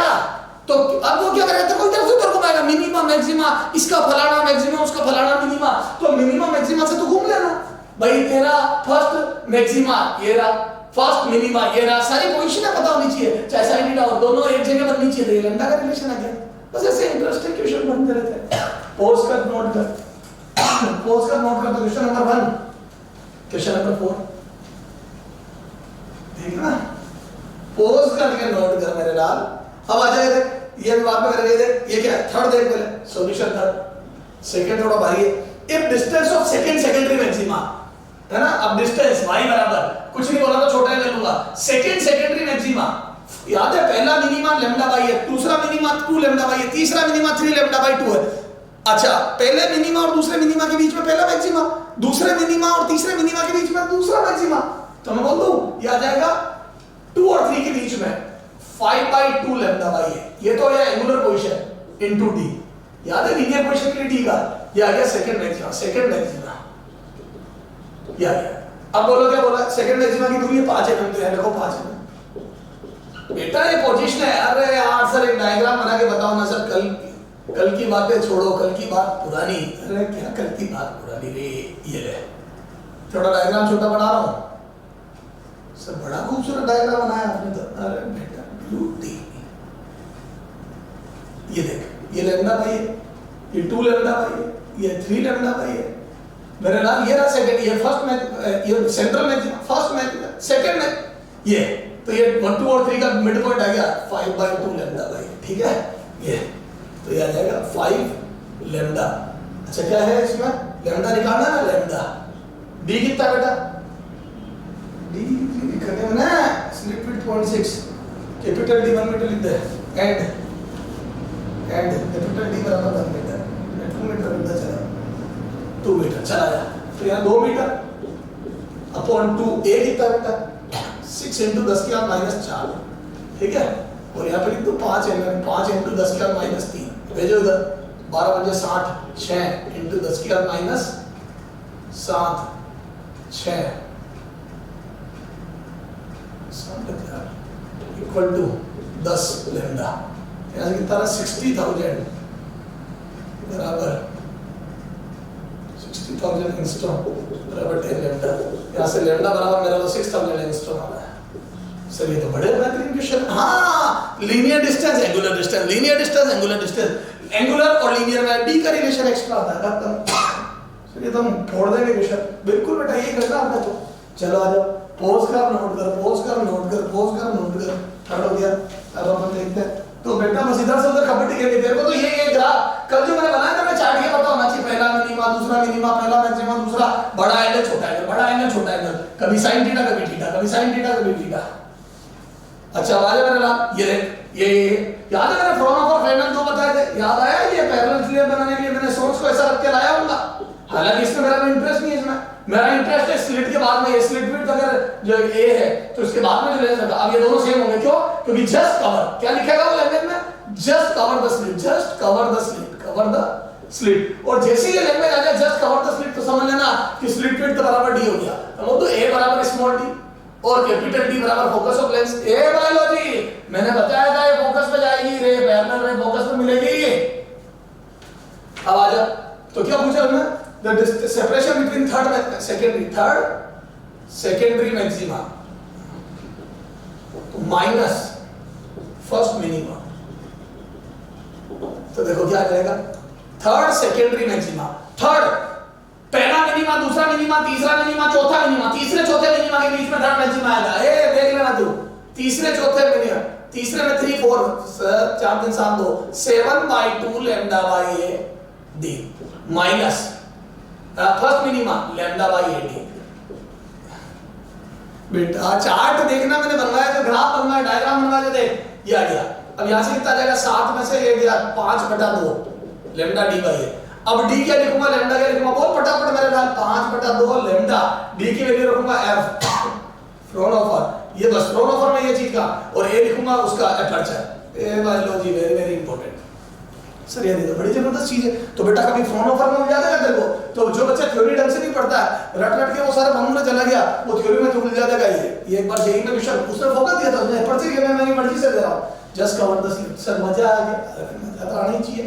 अब देखो angular position of first minima is 32 degree, then the angular position of second minima क्या होगी, फर्स्ट मिनिमा की एंगुलर पोजीशन 32 डिग्री है, तो सेकंड मिनिमा की एंगुलर पोजीशन क्या होगी। तो देखो फर्स्ट मिनिमा की एंगुलर पोजीशन, सुनना ध्यान से हो, फर्स्ट मिनिमा की एंगुलर पोजीशन, एक बात मैं तेरे को अभी याद ही करा दूंगा, जैसे फर्स्ट मिनिमा है तो सेकंड 32 डिग्री बढ़ाएगा तो sin 32 बराबर लैम्डा बाई 8 दिया हुआ है गिवन है ना। अब सेकंड मिनिमा तो बोल दो sin theta is equal to 2 lambda by second minima. अरे बोलो फ्रॉम 1 and 2 फ्रॉम 1 and 2 देखो क्या आ जाएगा तो बोल दो sin theta is equal to twice of sin 32 and 2 into greater than 1 by 2 आ जाएगा। 32 डिग्री 1/2 से बड़ा तो ये पूरा आ जाएगा greater than none. This is greater than none, not possible, not possible. Sir कहना क्या चाहता मैं बताता हूं तेरे को। जब 30 डिग्री पे पहला मिनिमा बनता है, यहां से मोरल ऑफ द स्टोरी है, पूछा क्वेश्चन है में 30 डिग्री पर जब पहला मिनिमा बनता है तो सेकंड मिनिमा इनफाइनाइट में बनेगा, क्योंकि जब अगर ये 30 डिग्री होता तो ये 1/2 आता और जैसे ही 1/2 होता 2 से 2 कट गया सेकंड मिनिमा की पोजीशन 90 डिग्री पे आती इनफाइनाइट में। लेकिन ये 30 से बड़ा आया नहीं, 32 डिग्री आया नहीं कि ये एंगल बड़ा एक से बड़ा चला गया तो सेकंड मिनिमा मिलेगा ही नहीं, तो स्क्रीन पे सिर्फ एक मिनिमा मिलेगा। क्या मिलेगा? एक मिनिमा। तो आप सोच लो जैसे जैसे लैम्डा बढ़ेगा as lambda increases theta increases, है ना। तो मैं बोलता हूं डिफ्रैक्शन तगड़ा ऑब्जर्व होगा, डिफ्रैक्शन तगड़ा। तो जैसे जैसे वेवलेंथ बढ़ती है और एक ही तरफ पहुंचती है टुवर्ड्स ए, जैसे जैसे लैम्डा बढ़ के एक ही तरफ पहुंचता है वैसे वैसे डिफ्रैक्शन पैटर्न स्प्रेड हो जाता है पूरे स्पेस स्क्रीन पे, है ना। तो डिफ्रैक्शन पैटर्न चौड़ा होता जाता है, समझ गए? तो उतना तगड़ा डिफ्रैक्शन होता है, समझ गए? तो एज लैम्डा इंक्रीजेस डिफ्रैक्शन तगड़ा फैलता जाएगा, समझ गए क्या? तो इस टाइप से सारा कुछ हो जाएगा। तो सर ये तो बड़ा बेहतरीन क्वेश्चन है। तो 32 डिग्री पे सेकंड मिनिमा नहीं मिलेगा। अच्छा इसमें इलेक्ट्रॉन बीम भी काम में लेगा, देखते को और बताता हूं क्वेश्चन पूछा है एग्जाम में, ठीक है। पॉज करके नोट कर लेना, मैं टाइम नहीं मेरे पास, ठीक है। अब सुन बहुत बेहतरीन बात बताता हूं, चलो बात चलेगी तो पूरी चलेगी। देख जैसे क्या बेटा ये है अपना, जैसे मैंने यहाँ पे इलेक्ट्रॉन बीम गिरे, क्या गिरेगी? Electron beam. तो वो तो इलेक्ट्रॉन बीम डिफ्रैक्ट होगी, देख इलेक्ट्रॉन बीम क्यों? क्योंकि इलेक्ट्रॉन पार्टिकल का लेवल डी ब्रोगली, याद है डी ब्रोगली क्या बोला था? Particle also behave like wave, अरे every particle behave like wave, और उसकी वेवलेंथ कितनी होती है? तो मैं बोलता हूं h/p, तो वो बोलता है h/p की जगह m लिख दो मोमेंटम, ये तो particle behave like wave, particle behave like wave. तो जैसे जैसे यहां पे इलेक्ट्रॉन बीम जा रही है तो as v increases, electron beam की v इंक्रीजेस, तो मैं बोलूं क्या लैम्डा डिक्रीजेस, और लैम्डा डिक्रीजेस तो मैं बोल दूं डिफ्रैक्शन पैटर्न कंप्रेस होता जाएगा, कंप्रेस। जैसे पहले ये था, है ना, और तेरे v इंक्रीज करी तो पहले मैक्सिमा ये था तो बाद में ये हो जाएगा, बोलो तो डिफ्रैक्शन पैटर्न कंप्रेस हो जाएगा। तो मैं बोल दूं मूविंग पार्टिकल मतलब मैटर वेव्स जो बात करूं, moving particle will also behave like wave, और उसका डिफ्रैक्शन मिलता मतलब इलेक्ट्रॉन की बीम जाती है तो इलेक्ट्रॉन की बीम सिर्फ यहां नहीं मिलेगी, इससे बाहर भी मिलेगी, क्योंकि डिफरेंट भी होगी। कितनी डिफरेंट होगी? जितनी स्पीड कम होगी, जितना लैम्डा ज्यादा होगा उतनी ज्यादा डिफरेंट होगी, उतना बड़ा डिफ्रैक्शन पैटर्न मिलेगा, समझ गए क्या? तो ये इलेक्ट्रॉन बीम मतलब वो वेव डायरेक्ट लेने की बजाय पार्टिकल का वेव नेचर भी करवा सकता है, पूछा हुआ क्वेश्चन है एग्जाम में। सर ये तो बड़ी तंगी बातें बता रहा हूं आप लोगों को अभ्यास में, बेटा जब बात चल रही तो पूरी देखते हैं। तो सर ये तो कर लेंगे। अच्छा एक बात सुनना है, एक क्वेश्चन एम्स ने 2 बार पूछा तेरे नीट में या इसमें कभी भी आ सकता है, मैं तेरे को डायरेक्ट याद करा देता हूं क्योंकि डेरिवेशन कराने देता टाइम आप देगी। देखो बेटा क्या होता है जब फर्स्ट मिनिमा बनता है ना, यहाँ क्या होता है, इस वेव फ्रंट की याद है तेरे को, मैंने ये तो थोड़ा बताया था कि ये दोनों वेव एक दूसरे काटती है, इनके बीच में तो ए बी सी 3 पॉइंट ले रहा हूं, तो ए बी के बीच में, ए बी के बीच डेल पाई होता है। लैम्डा बाई 2 का याद है, मैंने इन दोनों को काटी थी, लैम्डा बाई 2 करा था इसको, तो पाई होता है। तो सुनना, तो वेव फ्रंट है ना, wave front incident on slit की एजेस से आने वाली वेव के बीच फेज डिफरेंस के बीच del phi at first minima होता है कितना 2 पाई। क्यों सर पाई बोला अभी आप? अरे तो मिड पॉइंट और इसके बीच में, अगर मिड पॉइंट और एक एज का पूछे तो पाई नहीं तो 2 पाई। ऐसे अगर सेकंड मिनिमा होता तो सेकंड मिनिमा पे ध्यान में इसके 4 हिस्से करते, वो मैं डिटेल में नहीं बता पाऊंगा, देखो इतना टाइम नहीं होगा। 4 हिस्से करते हैं तो 1/4 का पाई होता है, तो मैं बोल दूं 4 हिस्से करते हैं तो 1/4 का पाई होता है तो 4 पाई। तो क्या मैं बोल दूं फर्स्ट के लिए 2 पाई, सेकंड के लिए 4 पाई, तो nth मिनिमा पर एजेस से आने वाली बेटा ये याद रख लेना, आने वाली वेव के बीच डेल फाई बराबर 2n पाई। ध्यान रखना nth मिनिमा पर एजेस से आने वाली वेव के बीच में फेज डिफरेंस 2n पाई है ना, nth मिनिमा पर ये ध्यान रखना। और ऐसे मैक्सिमा पर nth मैक्सिमा, फर्स्ट मैक्सिमा की बात करूं, जैसे फर्स्ट मैक्सिमा 3 हिस्से करते हैं फर्स्ट मैक्सिमा पे, तो वो क्यों करते, क्या करते हैं, इतनी डिटेल गाने का मेरे पास टाइम नहीं है, तो पाई, तो फर्स्ट मैक्सिमा पे डेल पाई बराबर 3 पाई होता है, वही एजेस वाली वेव, ठीक है, के बीच में 3 पाई। तो फर्स्ट में 3 पाई, सेकंड में कितना जाएगा, सेकंड में 5 हिस्से करेंगे है ना, 5 पाई, सेकंड में 5 पाई, तो 2n + 1 पाई है ना, nth मैक्सिमा पर डेल फाई बराबर 2n + 1 पाई। ध्यान रखना, ये याद रखना। अब ये याद रखना बेटा, ये एजेस वाली वेव के बीच में, ठीक है, एजेस वाली वेव के बीच में दोनों, ठीक है। तो ये याद रख ले, पॉज करके नोट कर ले बेटा, अभी एक रट ले बेटा, मेरे पास इतना टाइम नहीं कि मैं तुमको बताऊं। तो ये हो गया डिफरेंशियल, ठीक है। अब डिफरेंशियल का यूज देखो क्या है। अब डिफरेंशियल में जैसे क्या होता है बेटा, अब हमारा एक होता है limit of resolution, resolving power. देखो मैंने याद है बताया था तेरे को, जब इको सुनाया था, मेरे कान को 2 वेव अलग से सुनने के लिए, 2 वेव को सेपरेट सुनने के लिए मेरे कान पर गिरने वाली वेव के बीच में 0.1 सेकंड का डिफरेंस आना चाहिए, 0.1 है ना। ऐसे ही क्या होता है, मेरी आंख को, ध्यान देना बेटा, बहुत जबरदस्त चीज बता रहा हूं देखो, मेरी आंख को 2 चीजों को सेपरेट, ए और बी को सेपरेट देखने के लिए इनके बीच में जो एंगल होगा ए और बी के बीच में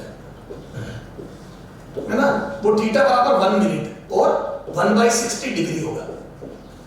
अगर आप 2 चीजों को सेपरेट देखना चाहते हो, जैसे मैं दूर रखी 2 चीजों को अलग देखना चाहता हूं, मतलब मर्ज नहीं देखना चाहता हूं, अलग देखना चाहता हूं, उनके बीच की सेपरेशन का मतलब नहीं है। मेरी आई पर angle at eye should be 1 minute या 1/60 डिग्री, वो छोटा है, ठीक है। इसीलिए तो देखो 2 चीजें जब दूर जाती है तो हमें वो मर्ज नजर आती है। सर ऐसा होता है क्या, तू ट्रेन की पटरी देख ले, रेल की पटरियां, रेलवे ट्रैक पे खड़ा हो जा, जो पटरियां पैरेलल चलती है वो तेरे को थोड़ी देर बाद यूं दिखेगी, देखो वो एक्चुअल में पैरेलल है, पर मेरे को दिखती है जैसे दूर जाके मिल गई। पता है ऐसा क्यों होता है, क्योंकि देख ये पटरियां, ये 2 पॉइंट है, ये मैं खड़ा हूं तो मेरी आंख पर एंगल अभी बन रहा है जैसे मान लो 4 डिग्री, फिर और दूर गई बन रहा मान लो 1 डिग्री, फिर और दूर गई मान लो बन रहा है 1/30 डिग्री, अभी भी अलग दिख रही है ना, और दूर गई, तो मैं बोलूं दूर जाने पर एंगल छोटा होता जा रहा है। सेपरेशन वही है, लीनियर सेपरेशन वही है, लेकिन एंगुलर सेपरेशन घटता जा रहा है क्योंकि d बढ़ रहा है, तो एंगल छोटा हो रहा है। आर्क अपॉन रेडियस पे रेडियस बढ़ रही है, तो आर्क होती वही होने, डिस्टेंस वही है, आर्क होती वही होने पर रेडियस बढ़ने से एंगल छोटा हो रहा है, तो दूर जाते जाते मेरे को मर्ज नजर आएंगे, एक जगह नजर आएंगे। इसका और बताता हूं, याद है कई बार हाईवे पर हम गाड़ी चला रहे थे तो दूर से आती हुई गाड़ी में उसकी दोनों हेडलाइटें एक नजर आती है, ऐसा लगता है दूर से बाइक आ रही है, फिर जैसे जैसे वो करीब आती है तो वो दोनों लाइटें, याद है, पहले एक लाइट नजर आती है, फिर वो ऐसी नजर आती है, तो फिर याद है वो सेपरेट होती है, और फिर याद है पास आती तो पता पड़ता आर्मी का ट्रक निकला मेरे कान के पास से, समझ गया। तो ऐसे लाइट सेपरेट, जबकि लाइटों का सेपरेशन सेम है, लेकिन फिर भी दूर में मेरे को मर्ज नजर आई क्योंकि एंगल एट आई छोटा बन रहा था। ये मैं ऑप्टिकल इंस्ट्रूमेंट में और काम करूंगा, ये समझ नहीं, तो मैं बोल दूं क्या आंख के लिए ये, तो इसको बोलते हैं लिमिट। ये देखो ये होता है लीनियर सेपरेशन x, लीनियर ज्यादा इंपॉर्टेंट नहीं है, एंगुलर ज्यादा इंपॉर्टेंट है। तो मिनिमम सेपरेशन, इसको बोलते हैं लिमिट ऑफ रिजोल्यूशन। क्या बोलते हैं, लिमिट ऑफ रिजोल्यूशन है ना। ये अभी फॉर ह्यूमन आई, अभी मैं और अलग अलग ह्यूमन आई, ऑप्टिकल इंस्ट्रूमेंट के लिए देखो, माइक्रोस्कोप टेलीस्कोप आप देखूंगा, तो मिनिमम क्या होती है इसकी definition, limit of resolution, minimum separation between, minimum separation कौन सा, लीनियर और एंगुलर, मिनिमम सेपरेशन लीनियर और angular, minimum separation between two object, so that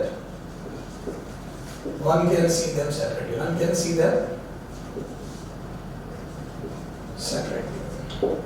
minimum separation, 2 object के बीच का मिनिमम लीनियर सेपरेशन, ताकि मैं अलग देख लूं, इससे कम करते मुझे मर्ज नजर आए, या एंगुलर सेपरेशन ताकि मैं मिनिमम एंगुलर सेपरेशन ताकि अलग देख लूं, उससे छोटा एंगल करते मत नजर आ जाए, वो ह्यूमन आई के लिए 1/60 डिग्री होता है, ध्यान रखना। तो अब कई न्यूमेरिकल पूछते हैं, जैसे मैंने दे दिया तेरे को इधर देख ले, और इसमें r का रेडियस वाला, जैसे मैंने तेरे को दे दिया कि दो a और b दो पोल है, या p1 p2 दो पोल है, p1 p2 दो फुटबॉल के पोल है ना, और ये मेरी आंख से 2 किलोमीटर दूर है, कितनी दूर है 2 किलोमीटर, इनके बीच का सेपरेशन कितना हो, x equal to what, minimum है ना, x मिनिमम की मैं अलग देख लूं कि so that we can, so that I can separate them, I can resolve them. सुनना ध्यान से हो, इन दोनों पोल के बीच का सेपरेशन कितना होगी, मेरी आंख इसको रिजॉल्व कर ले, 2 किलोमीटर दूर पड़ी मेरी आंख इसको रिजॉल्व कर ले। अब ये क्वेश्चन बन गया है ना, आंख का डायमीटर नहीं दिया है, ये दिया है, तो अपना फॉर्मूला कौन सा लगेगा बोलो, तो ये पोज का नोट कर लेना बेटा, मिनिमम सेपरेशन। तो क्या मैं बोल दूं कि ये देखो, ये x, ये थीटा जो कि 1/60 डिग्री ह्यूमन आई के लिए मुझे पता है, रेडियन में कन्वर्ट कर दूंगा, और ये 2 किलोमीटर आ गया, तो मैं बोल दूं ये d मान लेते इसको, तो मैं बोल दूं x by r upon radius, ये r हो गया, r x अपॉन d बराबर थीटा।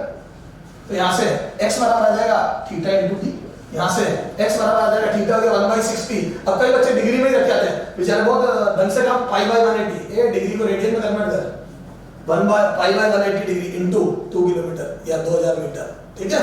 अब ये देख, ये 2 जीरो कैंसिल हो गए, ठीक है, पाई से लगभग इसको 2 बार काट दे, 2 से इसको काट दे, है ना, तो ये 10/18 मीटर आ गया, क्या जाएगा 5/9 या 500/9 सेंटीमीटर।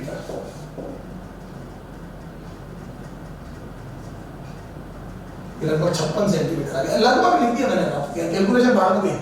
तू तो ये देख बेटा मैंने फॉर्मूला कैसे लगाया, क्यों लगाया, और कैसे ये लिमिट ऑफ रिजोल्यूशन काम में आती है। एक होती है बेटा रिजॉल्विंग पावर, क्या होती है बेटा, resolving power, this is reciprocal of limit of resolution, is resolving power. resolving limit या limit of resolution, resolving limit या limit of resolution का उल्टा resolving power होती है। सर ये resolving power डिफाइन करने की जरूरत कहां पड़ी, देख मेरी बात सुन, अब मैं तेरे को बोलूं, एक बात को समझना हो, मेरी बात को समझना, जैसे 2 पॉइंट है ए और बी, है ना, अगर एक इंसान इनको 2 सेंटीमीटर की दूरी पे ही सेपरेट देख पा रहा है, और एक इंसान 4 सेंटीमीटर की दूरी वाले को सेपरेट देख पा रहा है ना, 4 सेंटीमीटर सेम दूरी पे खड़ा, और मतलब अलग अलग एंगल आ रहे हैं, हालांकि स्वस्थ इंसान के लिए एंगल 1/60 डिग्री होता है, पर तू तो ये समझ ले, मैं 2 सेंटीमीटर की चीजों को अलग देख पा रहा हूं, मेरा दोस्त 4 से पास करते ही बराबर दूरी पे 4 से पास करते ही वो कह रहा मेरे को तो अलग नहीं दिख रहे, 2 से पास करते ही मैं बोल रहा हूं मुझे अलग नहीं दिख रहे। पता हम दोनों में से तगड़ी आंख किसकी हुई इन टर्म्स ऑफ रिजोल्यूशन, मेरी, क्योंकि मैं 2 को सेपरेट, 2 सेंटीमीटर को भी सेपरेट देख सकता हूं, ये बेचारा 2 सेंटीमीटर को मर्द देखता है, तो मैं बोलूं ये तगड़ा, तगड़ी आई, तगड़ी आंख, अरे बोलो, क्योंकि 2 सेंटीमीटर को सेपरेट, तो मैं बोलूं जितनी लिमिट ऑफ रिजोल्यूशन कम, जितना सेपरेशन कम, उतना तगड़ी आंख, यानी कि उतनी तगड़ी रिजॉल्व करने की क्षमता, जितने करीब की चीजों को मैं अलग देख लेता हूं उतना मेरी तगड़ी बात है। जैसे होता है ना, जो लोग सुई में धागा पिरो देते हैं उनकी आंखें तगड़ी है, मतलब वो बहुत करीब की चीजों को भी रिजॉल्व कर लेते, तभी तो उसको वो होल दिख गया जिसमें धागा डालना था। तो मैं बोलता हूं कि जितनी लिमिट ऑफ रिजोल्यूशन कम, उतनी रिजॉल्विंग पावर तगड़ी, उतनी मेरी आंख की रिजॉल्व करने की पावर तगड़ी, इसलिए रिजॉल्विंग पावर डिफाइन करी कि जितनी रिजॉल्विंग पावर तगड़ी उतनी आंख तगड़ी, है ना। लिमिट ऑफ रिजोल्यूशन में तो उल्टा हो जाता, जितनी लिमिट ऑफ रिजोल्यूशन कम उतनी आंख तगड़ी, बोलने में बड़ा अजीब लगता है, हालांकि बात सही है, जितना करीब चीज को मैं अलग कर दूंगा उतना मैं तगड़ा, लेकिन मैंने रिजॉल्विंग पावर डिफाइन कर दी। तो ये पावर एक्चुअल में डिफाइन इसीलिए करी कि पावर बढ़ेगी तो हमारी आंख तगड़ी होगी, ये बोल देते हैं, ठीक है। तो लिमिट ऑफ रिजोल्यूशन तेरे समझ में आ गया होगा। सर आप कुछ कह रहे थे कि मैं ऑप्टिकल, हालांकि इसमें मैं और डिटेल में बता सकता था आंख में क्या होता है, ऐसा है ना, ऐसी क्या फिनोमिनन होती है आंख में कि हम ओवरले तो ये देख लेते हैं, पर अब इतना टाइम नहीं है बेटा कि मैं तेरे को इतनी ज्यादा ज्ञान दूं। सर अभी देखते हैं बेटा, टाइम बचेगा तो देंगे, अभी है ना, अपन उसके लिए देख लेते हैं। सुनो, जैसे हमारा होता है टेलीस्कोप, क्या होता है टेलीस्कोप, ठीक है।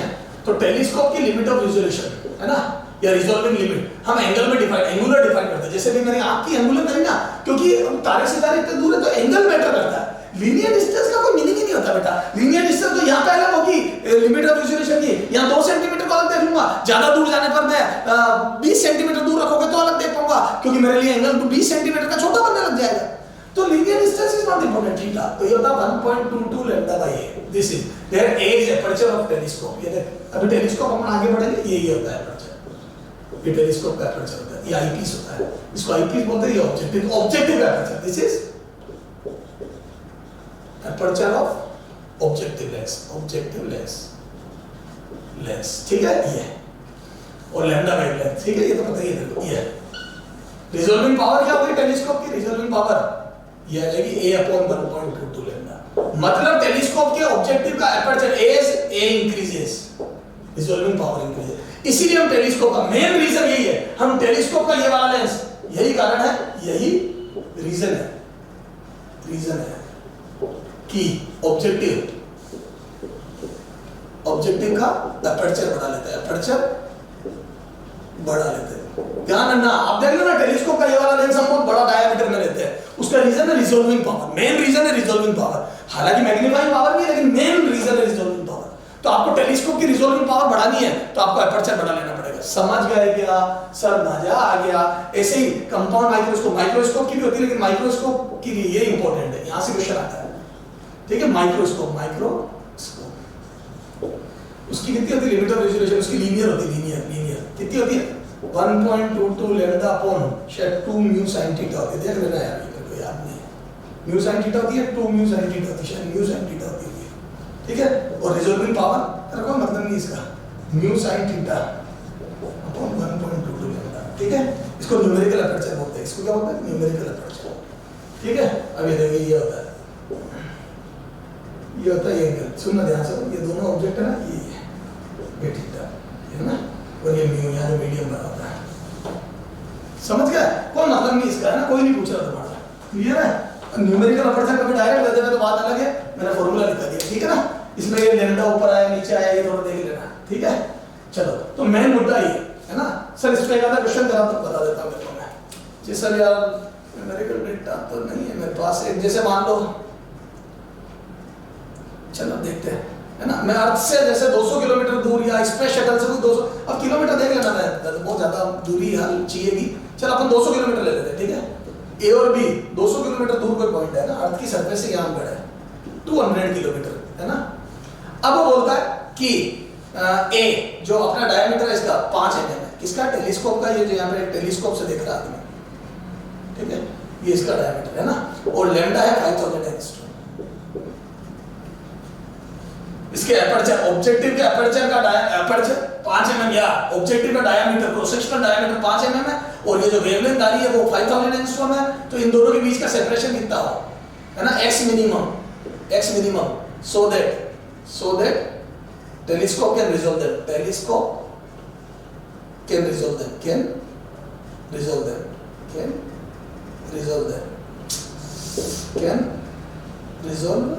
them, ठीक है। चलो देखते हैं, तो टेलीस्कोप इनको रिजॉल्व कर लेते हैं। वही वाली बात हो गई भाई, ये थीटा, तो यहां से मैं बोल दूं theta is equal to 1.22 lambda by A for telescope, ये रहा फॉर्मूला दे, ठीक है। अब यहां से थीटा को x बाय d लिख दूं।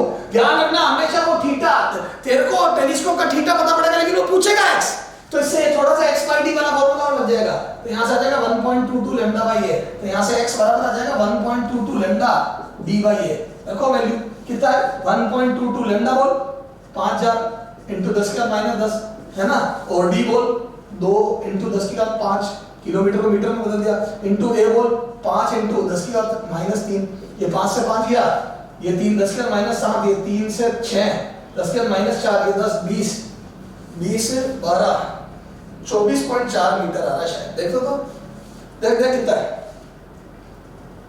ये देखे ना, ये 3 और 3 6 से -4, ये 1 10 20 12, ठीक है, 24.4 मीटर। मतलब 200 किलोमीटर दूर रखी चीजें हैं, लगभग 25 मीटर दूर होगी, 25 मीटर 2500 सेंटीमीटर दूर होगी, तो मैं रिजॉल्व कर पाऊंगा इस टेलीस्कोप से।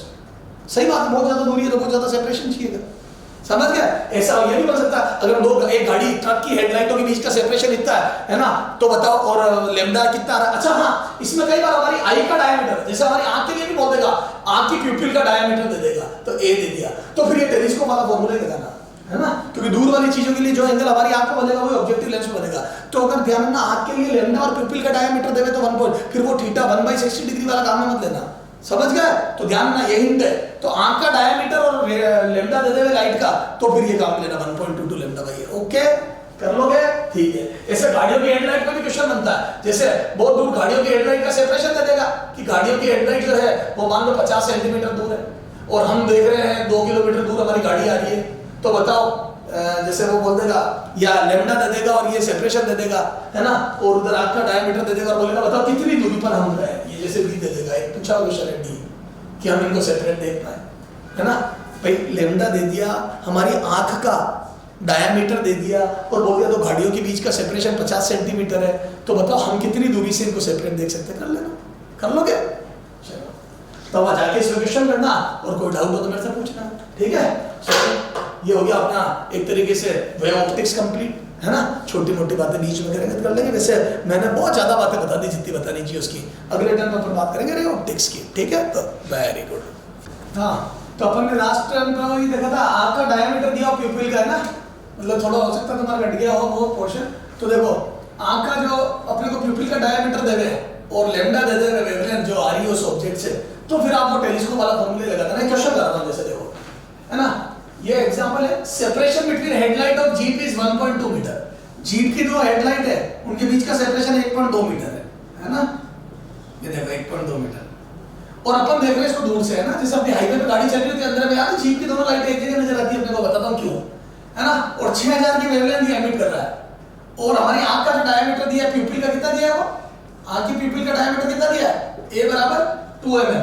अब सुन मेरे से कितनी दूर हो ये जीप कि ये 1.2 मेरे को मतलब मैक्सिमम कितनी दूरी होगी मैं इनको रिजॉल्व कर पाऊं, उससे ज्यादा दूर होते ही मेरे को मर्ज नजर आने लगे, तो माना है डिस्टेंस है d, है ना, वो मैक्सिमम डिस्टेंस की मैं इन दोनों जीप की लाइटों को अलग देख पाऊं, बाकी तो वो एक नजर आने लगेगी फिर मेरे को। तो देखो यहां से मैं कर दूं वो थीटा, तो मेरी आंख में जो थीटा बनता है वो 1.22 लैम्डा बाई ए आई के लिए 1/60 होता है, लेकिन अगर प्यूपिल का डायमीटर दे तो ये लगाना x बाई d बराबर 1.22 लैम्डा बाई ए। अब यहां से निकाल लोगे d निकालना, x की वैल्यू 1.2 रख दो, लैम्डा की वैल्यू रख, बोल कितनी है लैम्डा, लैम्डा दिया है तेरे को, कितना दिया है बायोलॉजी 6000 into 10 के माइनस 10, a कितना दिया बेटा 2 into 10 की पावर माइनस 3, बस अब सोल्व कर देना जो भी, ठीक है। तो d निकाल दो, समझ गया सर, कर देंगे सोल्व। 33.33 किलोमीटर आएगा, ये देख लेना, पूछा क्वेश्चन है, ठीक है।